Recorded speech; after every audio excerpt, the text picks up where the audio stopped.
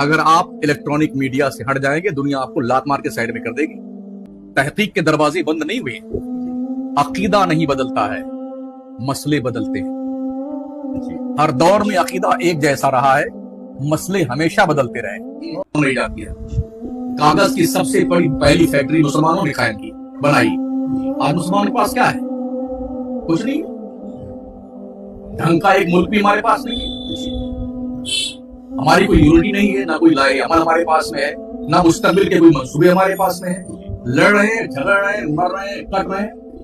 یہ فلانے کا مرید ہے, ڈھکانے کا مرید ہے. ابھی حضور کے ماننے والے ہیں نا.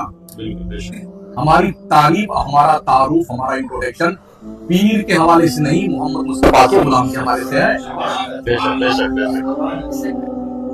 تو یہ جیسا آپ نے بتایا کہ ہمارے سائنس کی نالج یا جو ماڈرن ایجوکیشن یہ بھی ہونا چاہیے, تو آپ کی طرف سے کیا کوئی ایسی پہل شروع کی گئی جو نوجوانوں کو اس طرح لے کے جائے؟ یہ الحمدللہ ہم نے شہر مکرانہ میں بہت بڑا تعاون قائم کیا. ماشاءاللہ. انگلش میڈیم 10ویں تک ہے, ہندی میڈیم 10ویں تک ہے, کمپیوٹر کا پورا لیب ہے, درس نظامی پورا ہے, کڑھائی لکھائی پڑھائی سلائی کا سارا کاروبار ہے. ہم نے کیا ہے الحمدللہ, کام ہو رہا ہے مکرانے میں.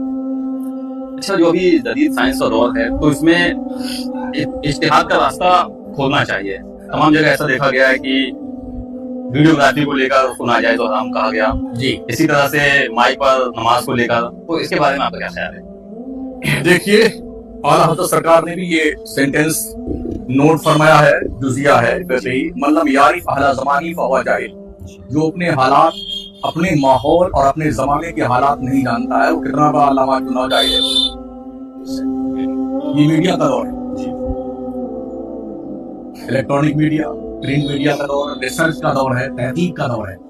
وہ زمانے لگ گئے جب آپ نے جو کہا اسے مان لیا. آج آدمی ریسرچ کرتا ہے, تحقیق کرتا ہے, 10 15 20 مولانا کی تقریر سنتا ہے, پھر وہ کمپیئر کرتا ہے کہ ہمیں کیا لینا کیا نہیں لینا ہے. ٹھیک ہے نا.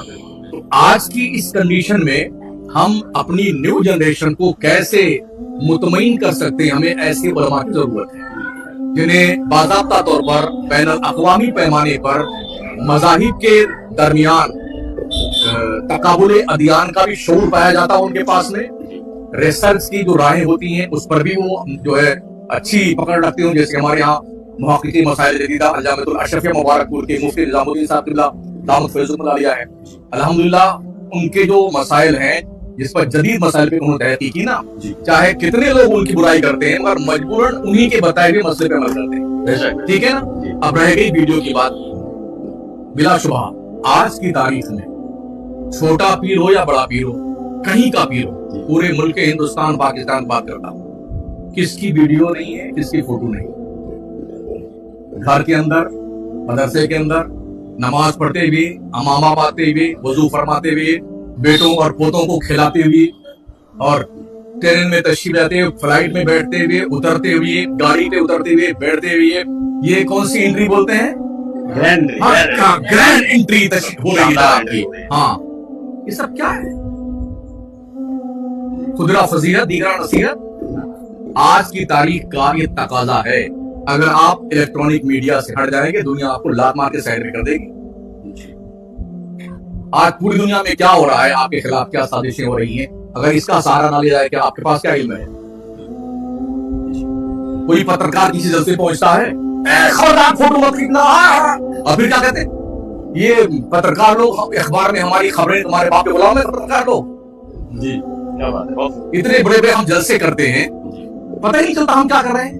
لوگ ایک کمرے میں بیٹھ کر کے پلاننگ کرتے ہیں, اس کو ہائی لائٹ کرتے ہیں, فوٹو چھپے گا آپ کا. اس سے آپ بچ نہیں سکتے. تحقیق کے دروازے بند نہیں ہوئے. عقیدہ نہیں بدلتا ہے, مسئلے بدلتے ہیں. ہر دور میں عقیدہ ایک جیسا رہا ہے, مسئلے ہمیشہ بدلتے رہے. مسئلوں میں جو ہے اختلاف ہوا ہے تو 4 مذاہب, حنفی, شافعی, مالکی, حنبلی, یہ 4 مذہب ہیں. ہم یہاں نیت باندھتے ہیں, شفاف یہاں باندھتے ہیں, مالکی یوں کھڑے ہوتے ہیں. ہم کسی کو غلط نہیں کہہ سکتے. یہ مسائل میں اختلاف. ایسے ہی اور آگے آئی اس زمانے میں اعلیٰ حضرت امام اہل سنت نے تقریباً فتاوی رضویہ میں 1 2 نہیں, کم سے کم 70 سے 75 جگہوں پہ ایسے مسئلے ہیں جو آپ نے جائز لکھا ہے اور صدر شریعہ نے اسے ناجائز لکھا, اور اعلیٰ حضرت نے جسے नाजायज लिखा, सदरुल शरिया ने उसे जायज लिखा है। वो उनके शागिर्द थे आला हज़रत के, तो क्या कहेंगे आप कि सदरुल शरिया बहुत बड़े मुजरिम है, इन्होंने आला हज़रत के खिलाफ क्या काम किया है? नहीं ना, हालात बदलते हैं तो मसले बदल जाते हैं। माइक का मसला रह गया, सरकार मुफ्ती आज़मीन अली रहमान ने फतवा दिया माइक पर नमाज नाजायज।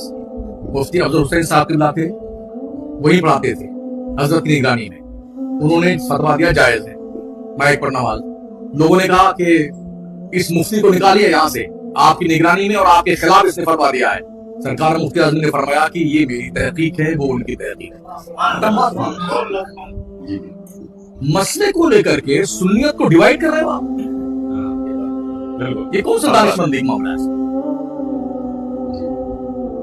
तो एक सवाल ये कि आज के दौर में जो इतने फितने फैले हुए हैं काफी ज्यादा, नौजवान इंसान अपने आप को कैसे बचाए इन फितनों से? बहुत परेशान होता है जब तमाम तरह की वीडियो क्लिप उसके सामने गुजरती हैं, उसके लिए एक डिसीजन लेना बहुत मुश्किल हो जाता है। तो कैसे अपने आप को बचाए और कैसे सही रास्ता अपनाएं? ये बहुत अहम सवाल है।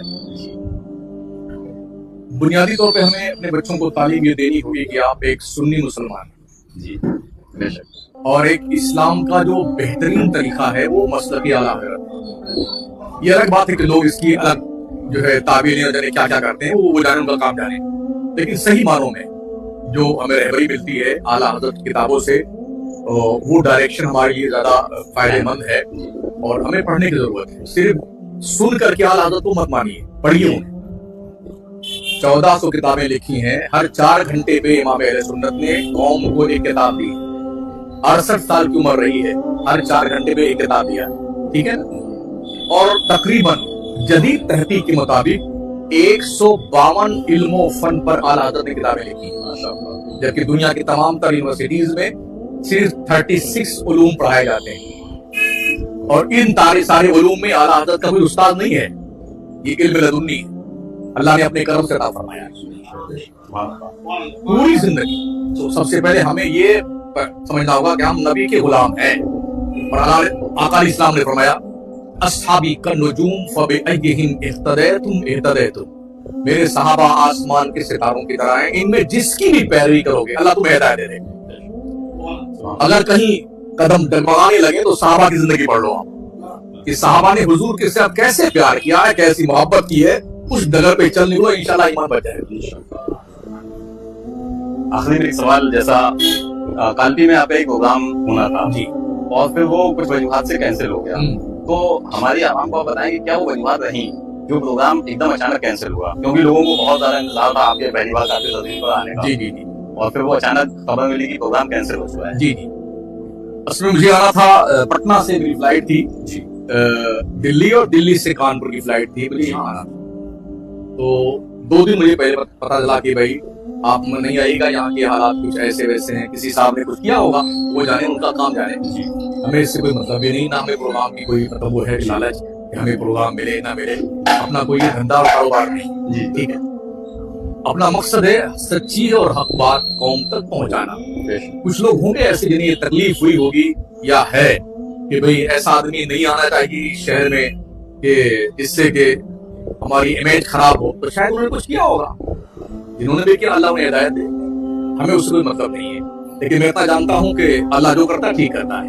ऐ रज़ा, हर काम का एक वक्त है, दिल को भी आराम हो ही जाएगा। भाई उस वक्त नहीं आने दिया, अल्लाह को आज मंजूर थमा जाए, बेशक बेशक, और अल्लाह को मंजूर हुआ तो तब्दील भी करे आएंगे इंशाल्लाह।